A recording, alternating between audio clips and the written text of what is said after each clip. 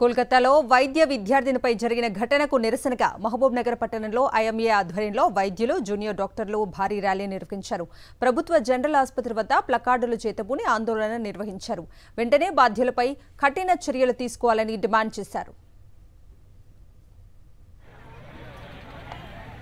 వైద్యుల నిరసనకు సంబంధించి మరింత సమాచారం మా ప్రతినిధి విజయ్ భాస్కర్ అందిస్తారు.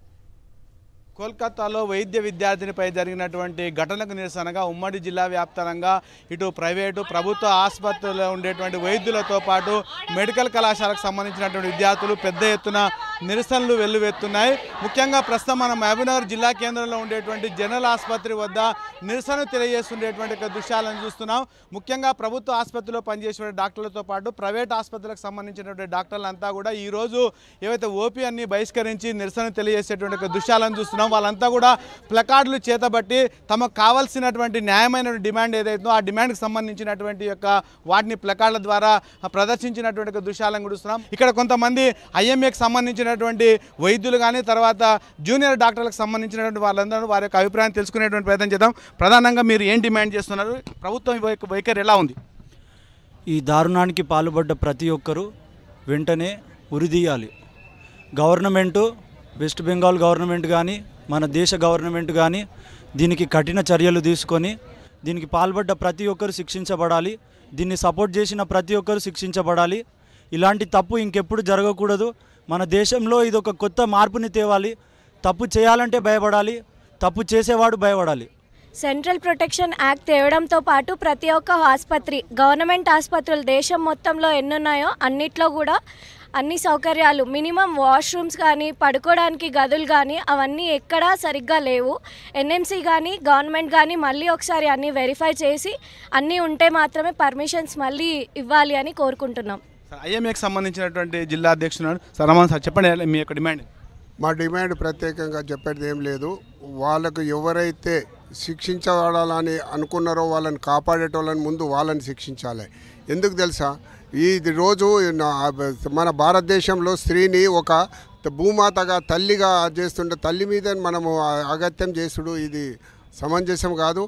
పర్టికులర్గా దేవుడే వైద్యుడే నారాయణ అని అంటుంటారు. వైద్యుని మీద మీరు దాడి చేస్తే ఇంకా ఎవరు దీనికి బాధ్యులు? ఇది కాబట్టి ఇది ఎక్కడ మాకు వైద్య వృత్తి అంటేనే జనాల్లో ఒక భయాందోళన కూడా ఉంటుంది. ఎవరైతే ఘటనకు పాల్పడినో వారిపైన కఠిన చర్యలు తీసుకోవాలనే డిమాండ్తో పాటు వీళ్ళకు రక్షణకు సంబంధించినటువంటి చట్టాన్ని కూడా తీసుకురావాలంటే డిమాండ్ చేస్తున్నటువంటి వీళ్ళంతా కూడా ఈ యొక్క నల్ల బ్యాడ్జీలతో నిరసన తెలియజేస్తున్నారు. తర్వాత పట్టణంలో భారీ ర్యాలీ కూడా నిర్వహిస్తున్నారు. దోషులను శిక్షించేందుకు తమ యొక్క ఆందోళన కొనసాగుతుందని చెప్తున్నారు. కేవలం ఓపీకి సంబంధించినటువంటి వాటిని మాత్రమే ఒక 24 గంటల పాటు నిలిపేశాం. అత్యవసరమైనటువంటి వైద్యులకు ఎవరు రోగులు వస్తున్నారు వాళ్ళకి మాత్రం వైద్య సేవలు అందిస్తున్నామని వాళ్ళు చెప్తున్నారు. కెమెరామెన్ అరవింద్తో విజయభాస్కర్, సాక్షి న్యూస్, మహబూబ్ నగర్. నిజామాబాద్లోనూ జూనియర్ డాక్టర్లు ఆందోళన నిర్వహించారు. కోల్కతాలో డాక్టర్పై అత్యాచారాన్ని నిరసిస్తూ విధులు బహిష్కరించారు. జిల్లా ఆసుపత్రి ముందు బైఠాయించారు. నిందితులను కఠినంగా శిక్షించాలని, డాక్టర్లకు రక్షణ కల్పించాలని డిమాండ్ చేశారు. జూనియర్ డాక్టర్ల నిరసనకు సంబంధించి మరింత సమాచారం మా ప్రతినిధి విఘ్నేష్ అందిస్తారు. నిజామాబాద్ జిల్లా వ్యాప్తంగా జూనియర్ డాక్టర్లు, ప్రైవేట్ వైద్యుల నిరసనలు కొనసాగుతున్నాయి. మనం చూస్తున్నాం ఇక్కడ బైఠాయించి వాళ్ళంతా కూడా నిరసన వ్యక్తం చేస్తున్నారు. వీ వాంట్ జస్టిస్ అని చెప్పి నినాదాలు చేస్తూ ఉన్నారు. అందరూ కూడా జూనియర్ డాక్టర్లతో మాట్లాడదాం, వారి అభిప్రాయాలు తెలుసుకుందాం. ఇప్పుడు ఆల్రెడీ మీరు నిరసనలు చేస్తున్నారు, భారీ ర్యాలీ నిర్వహించారు నిజామాబాద్లో కూడా. ఇప్పుడు ఏం చెప్తే ఇవాళ ఎట్లాంటి కార్యాచరణ? గత 4 రోజుల నుంచి మన తెలంగాణలో చేస్తున్నామంటే గత వారం రోజుల నుంచి దేశవ్యాప్తంగా మొత్తం డాక్టర్లందరూ ముందుకొచ్చి బాధితురాలకి న్యాయం జరగాలని కోరుకుంటున్నాము. ప్రభుత్వం నుంచి స్పందన అరకొరగానే ఉందండి. ఇంకా ప్రాపర్గా సెంట్రల్ ప్రొటెక్షన్ యాక్ట్ ఇంప్లిమెంటేషన్ గురించి కానీ పార్లమెంట్లో తీసుకెళ్తారు అంటున్నారు, కానీ ఇప్పటికే తీసుకెళ్ళలేదు. ఆ సిబిఐ యాక్ట్ కూడా చాలా స్లోగా, అంటే చాలా లేట్గా జాయిన్ అయ్యింది. ఇప్పుడు ఎవిడెన్స్ ట్యాంపర్ అయిన తర్వాత సిబిఐ యాక్ట్ అక్కడ గవర్నమెంట్ హైకోర్టు అలౌ చేసిందండి. దాని ఇంకా చాలా అనుమానాలు ఉన్నాయి మాకు. అది ఫాస్ట్ ట్రాక్ బేసిస్గా సిబిఐ ఎంక్వైరీ అవ్వాలని, దాని రిజల్ట్ వచ్చినాక ఆ నిందితులు ఎవరైతే ఉన్నారో వాళ్ళు ఎంతటి వారైనా కానీ, ఎంత పొలిటికల్ ఇన్ఫ్లుయెన్స్ ఉన్నా ఎంత వాళ్ళైనా కానీ వాళ్ళని బయటికి ఉంచుకొచ్చి ఉరి తీయాలని మా డిమాండ్ అండి. అండ్ మేము ఇక్కడ తెలంగాణ మా నిజామాబాద్ వాళ్ళందరం గత 3 రోజుల నుంచి OPs and elective wards and surgeries అన్ని బాయ్కాట్ చేసి మేము బాధితురాలకి సంఘీభావం తెలుపుతున్నాము. చూస్తున్నాం డాక్టర్లకు రక్షణ కల్పించాలని అందరూ కూడా ప్లకార్డులు ప్రదర్శిస్తున్నారు. ప్రభుత్వం వెంటనే స్పందించాలని కూడా డిమాండ్ చేస్తున్నారు. మీరు ఏం చెప్తారండి? ఇట్లాంటి సంఘటనలను చూసి మీరు ఏం చెప్తారు?